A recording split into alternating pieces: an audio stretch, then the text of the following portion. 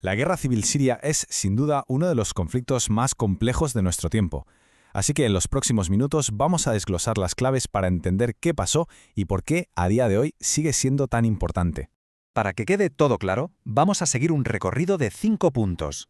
Primero, ¿cómo empezó todo? Segundo, ¿quiénes están luchando exactamente? Luego veremos por qué se metió el resto del mundo, cuál ha sido el coste para la gente de a pie y, por último, qué cicatrices ha dejado este conflicto. Muy bien, pues vamos al principio de todo. Y aquí hay algo que tiene que quedar clarísimo. Esto no empezó siendo una guerra. Todo arranca en 2011, con miles de personas en la calle pidiendo simplemente un cambio. Fijaos en la rapidez con la que se torció todo. En marzo de 2011 teníamos manifestaciones pacíficas. Unos meses después, a mediados de año, la respuesta del gobierno ya es militar. Y antes de acabar ese mismo año ya se había formado una insurgencia armada. O sea, en menos de un año, Siria pasó de la protesta a la guerra total. Y aquí es donde la historia se complica de verdad. Esto no es una guerra de dos bandos, en plan buenos contra malos. En Siria hay un montón de grupos distintos luchando, y cada uno va a lo suyo, con sus propios objetivos. Para entender lo que viene ahora, tenemos que tener clara una palabra: facción. Pensemos en ello como si fueran diferentes equipos dentro de una misma liga, pero no todos juegan para ganar el mismo trofeo. Este concepto es clave para entender el mapa de la guerra. Esta tabla lo resume perfectamente. Por un lado tenemos al ejército del gobierno, que lucha por mantener el poder tal y como está. Enfrente, los grupos de oposición, que quieren un sistema político totalmente nuevo. Pero es que además entran en juego grupos extremistas con una agenda radical y las milicias kurdas, que se centran en defender sus zonas y conseguir más autonomía. Como se ve, sus metas chocan frontalmente. Claro, un conflicto de esta magnitud no se iba a quedar solo dentro de las fronteras de Siria. Muy pronto, otros países empezaron a mover sus fichas, convirtiendo una guerra civil en una especie de tablero de ajedrez mundial. Y aquí se ve cómo se repartieron las cartas. Rusia e Irán, por ejemplo, apoyaron directamente al gobierno sirio. Mientras tanto, Estados Unidos lideraba una coalición contra grupos terroristas, Turquía se metió para proteger su frontera y la Unión Europea se centró más en la ayuda humanitaria. La conclusión de todo esto, que con tantos actores internacionales persiguiendo sus propios intereses, el conflicto se hizo mucho más largo y complicado de solucionar.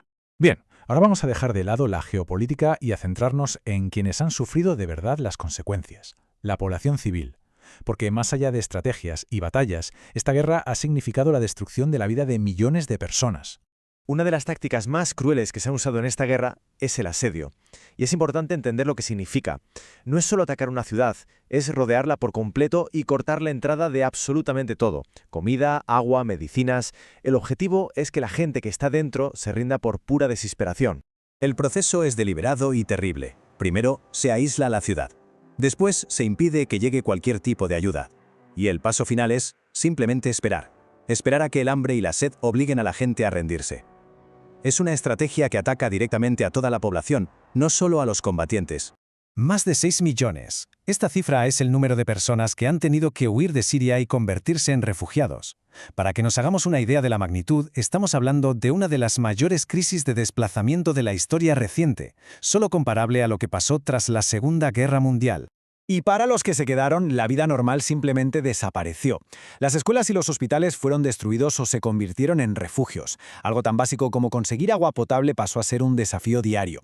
Y mientras, los bombardeos constantes han dejado ciudades enteras, algunas con miles de años de historia, totalmente en ruinas. Las consecuencias de esta guerra van mucho más allá de Siria. Las ondas expansivas del conflicto han llegado a todo el planeta, dejando unas cicatrices que van a tardar muchísimo en curar. El impacto global ha sido brutal. Por un lado, generó la enorme crisis de refugiados que ya hemos comentado, pero además sirvió de caldo de cultivo para la expansión de grupos terroristas. A nivel político, aumentó la tensión entre las grandes potencias y, por supuesto, desestabilizó por completo toda la región de Oriente Medio. Quizás una de las pérdidas más tristes ha sido la cultura. Ciudades antiguas como Palmira o los mercados históricos de Alepo, que eran patrimonio de toda la humanidad, han sido arrasados. Como dice esta cita, es un daño irreparable. Es una herencia que se ha perdido para siempre, no solo para Siria, sino para todos. Y cerramos con esta pregunta, que lo resume todo. Después de más de una década de guerra, con el país fracturado, la economía por los suelos y una sociedad traumatizada, ¿por dónde se empieza a reconstruir? Es un reto inmenso, y la respuesta, desde luego, no es nada sencilla.